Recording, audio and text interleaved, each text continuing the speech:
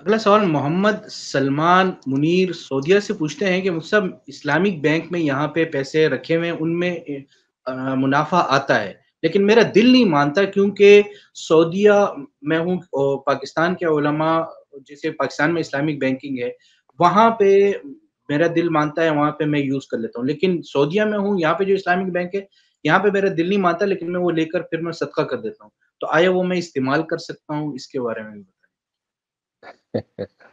دیکھیں، اس بارے میں دو باتیں میں عرض کر دیتا ہوں۔ پہلی بات تو یہ کہ اگر آپ کسی ایسے ملک میں جو اسلامی ملک ہے اور وہاں کا اسلامی بینک ہے، وہاں علماء کرام موجود ہیں، تو پھر دل ماننے والی بات جو ہے نا، یہ اصولی اعتبار سے صحیح نہیں ہے۔ کیونکہ دیکھیں، اگر ہم اس پہ چلے جائیں تو پھر ہم آپ سعودی عرب میں ہیں، کل انڈونیشیا میں ہوں گے، پرسوں برونائی دارالسلام میں ہوں گے، اور پھر صرف بات بینکنگ کی ہی نہیں ہے، وہاں پہ حلال کھانے پینے کے مسائل بھی ہیں اور 10 طرح کی چیزیں ہیں۔ تو اگر آپ یہ کہنے لگیں کہ میرا فلاں جگہ کے علماء کی بات پر میرا دل کو اطمینان نہیں ہوتا یا میں مطمئن نہیں ہوں، تو پھر یہ ایک بات، ایک تو اس وجہ سے نامناسب ہے کہ یہ انسان اپنے آپ کو بلا وجہ مشقت میں ڈال رہا ہے۔ دنیا میں ہر جگہ تو اپنے مسلک کے علماء نہیں ملتے۔ دوسری بات ہے کہ پھر یہ غیر ضروری بدگمانی ہے کہ میں یہ سمجھوں گا نہیں بس جہاں میں رہتا ہوں وہاں کے لوگ تو ٹھیک ہے، باقی سب مشکوک ہیں۔ ہمارے دین نے اس چیز کو پسند نہیں کیا ہے۔ ہمیں جو دین سے سبق ملتا ہے وہ یہ ملتا ہے کہ اگر بااعتماد لوگ ہیں اور وہ ایک بات بتا رہے ہیں، پھر آپ اس پہ اعتماد کریں، اور یہ دین سے بھی سبق ملتا ہے اور عقل بھی ہمیں یہی بتاتی ہے۔ میں اگر کسی ڈاکٹر کے پاس جاتا ہوں، جا کے چیک اپ کراتا ہوں، تو جہاں میں رہتا ہوں وہیں کے ڈاکٹر کے پاس جاؤں گا، میرے لیے تو یہ ممکن ہے۔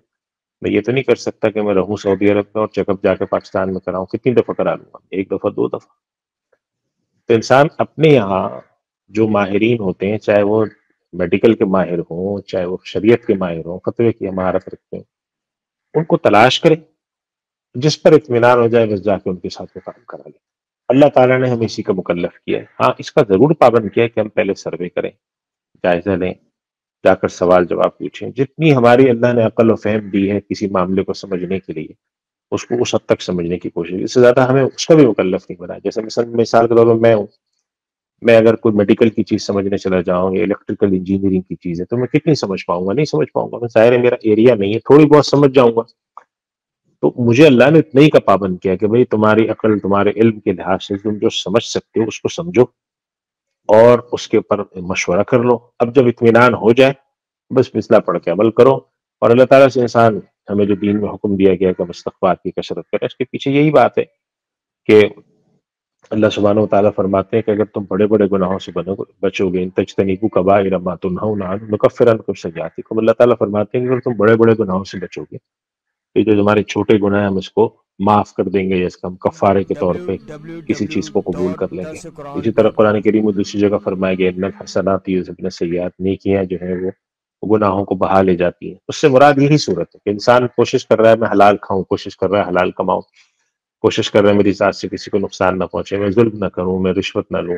اب اس کوشش میں، ادھیڑ بن میں، زیادہ تر تو چیزیں اچھی کر پاتا ہے، کچھ چیزیں نہیں ہو پاتی اس سے، تو اللہ تعالیٰ سے توبہ استغفار کرے اور اللہ تعالیٰ معاف کرنے والا ہے۔ تو یہ اصل ہمارے دین کا مزاج یہ ہے۔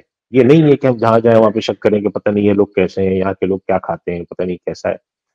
بعض دفعہ طبعاً انسان کے اوپر یہ کیفیت آتی ہے، یعنی کہ مثال کے طور پہ ایک آدمی پاکستان میں رہتا ہے، وہ ملائیشیا چلا جائے، اب وہ ملائیشیا میں جا کے جب کوئی چیز کھائے گا تو پکے ہوئے الگ طریقے سے ہوگی، تو اس کے دل میں آئے گا خدا جانے کیسے بنائی ہے، پتہ نہیں مسالے کیسے ہیں، کاٹا کیسے ہے، گوشت کیا ہے۔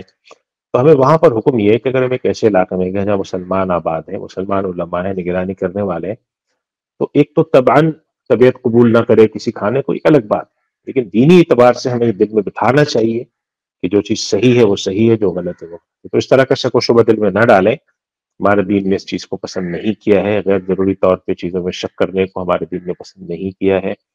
اللہ تعالیٰ نے ہمارے دین کو آسان بنایا ہے، اور آسان بنانے سے مراد یہ ہے کہ انسان اپنی ذات کی حد تک اپنی بساط کے مطابق کسی بھی چیز کی تحقیق کرنے کا پابند ہے۔ جب اس کو اطمینان ہو جائے مشورے کے بعد، علم کے اعتبار سے، پھر وہ اگر عمل کرتا ہے تو عند اللہ اس پر مواخذہ نہیں ہوگا۔ میں ایک مثال دے کر اپنی بات ختم کرتا ہوں کہ علماء نے لکھا ہے کہ اگر ایک آدمی سفر پہ جا رہا ہے، اب اس کو قبلہ رخ ہو کے نماز پڑھنی ہے، لیکن اس کو سمجھ نہیں آ رہا کہ قبلہ کہاں ہے۔ ہو سکتا ہے کہ اس طرف ہو سکتا ہے دائیں جانب، ہو سکتا ہے بائیں جانب۔ تو وہ فرماتے ہیں کہ شرعاً وہ اس چیز کا پابند ہے کہ وہ کوشش کرے، اس کے لیے خاص فقہی اصطلاح تحری کرنا، کوشش کرے کہ اچھا شاید قبلہ ادھر ہو، شاید سورج دیکھیں، سورج کی روشنی ادھر دکھ رہی ہے، ہوا ایسے چل رہی ہے، اور آتے ہوئے رستے میں مینار سا نظر آیا تھا یوں. اب یہ کہلاتا ہے کوشش کرنا، جہت سمجھنے کی. کوشش کے بعد اس کا اطمینان ہوا کہ اس طرف ہے قبلہ، میری دائیں جانب قبلہ ہے.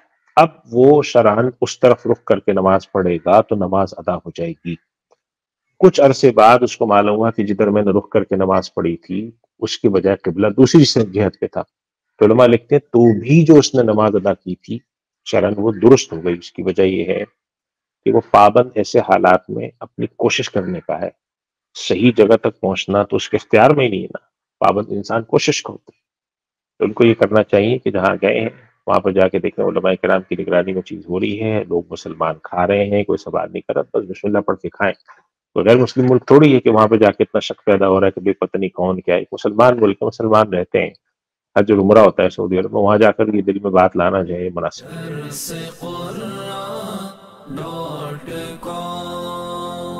www.darsequran.com